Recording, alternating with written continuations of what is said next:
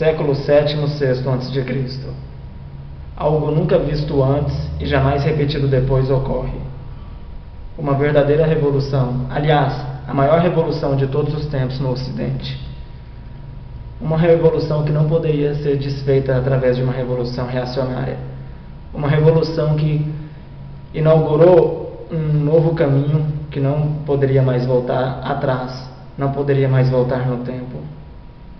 Como foi possível que do mundo mítico o homem entre na era da razão? Como foi possível esse salto quântico, esse milagre?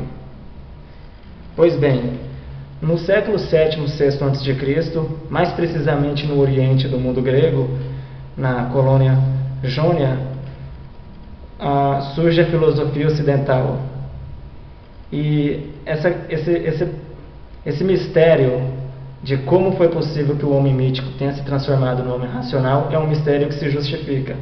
Porque o homem mítico, ele não tinha um parâmetro de comparação. Ele não tinha uma racionalidade justificadora do lado do mito para comparar as coisas e poder escolher. O mito, gente, abram a mente, o mito era como se fosse uma verdade evidente, quase que autoevidente. O mito explicava que todas as coisas no mundo, sobretudo no mundo grego, tinham como causa os deuses. E isso era uma verdade evidente, não tinha espaço para questionamento. Mas mesmo assim a filosofia surgiu. E talvez a explicação mais lógica, mais coerente para isso, seja o fato de que ela surgiu no mundo da Jônia, na colônia jônica, e essa colônia era praticamente o centro do mundo. Era um lugar extremamente cosmopolítico. E lá o comércio era muito abundante, e era um comércio que ligava todo o mundo antigo. Era um contexto de comércio bem cosmopolítico, onde os comerciantes eles tinham contato com todo tipo de crença, todo tipo de civilização, todo tipo de verdade. Ou seja, aquela verdade absoluta, mítica da grega foi contraposta no meio de um caldeirão, de um liquidificador de verdades diferentes.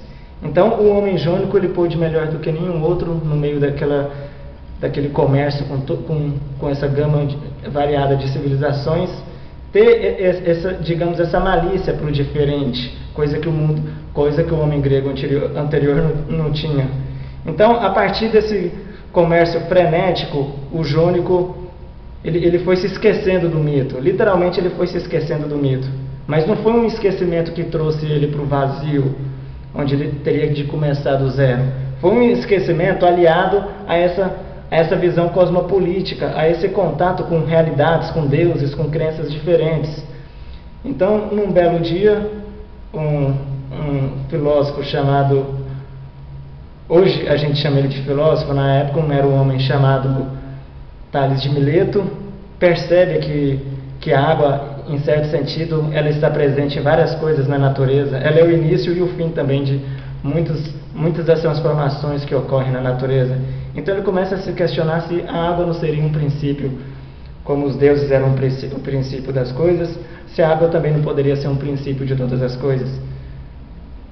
E esse tipo de pensamento foi possível porque Tales, no meio do contexto jônico, ele já tinha se esquecido do mito e já tinha essa esperteza de estar em contato com civilizações, com crenças diferentes, o que permitiu que ele realmente pensasse numa causa diferente, sem ser uma causa divina, uma causa até então natural.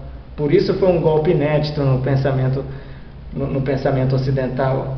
Uma verdadeira passagem do homem mítico para o homem racional, que por isso ficou conhecido como milagre grego, não é mesmo? Ou seja, Tales ele conseguiu ter um parâmetro ali de diferenciação, já que o cérebro dele estava ali condicionado a essas comparações do mundo grego com as outras civilizações do Oriente.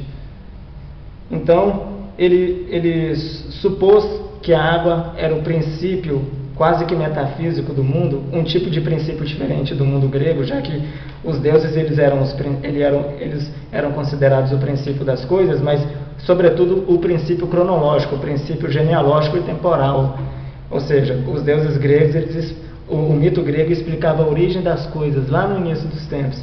Já Tales veio com essa proposta diferente e que inaugurou a filosofia e a metafísica tal como a conhecemos, que é colocar o princípio não apenas numa instância temporal, mas também numa instância metafísica, ou seja, o princípio ele é a causa primeira, ele é aquilo que está no próprio presente, e não apenas no passado, mas no presente, mas como fundamento, como condição original nesse sentido de tudo que nos cerca, de todo mundo, de todo existente. Então, é aí a origem do pensamento da procura do ser, é a origem de... Realmente nós temos aí o exemplo de uma origem da metafísica no Ocidente. E foi assim que foi possível que a filosofia tenha surgido.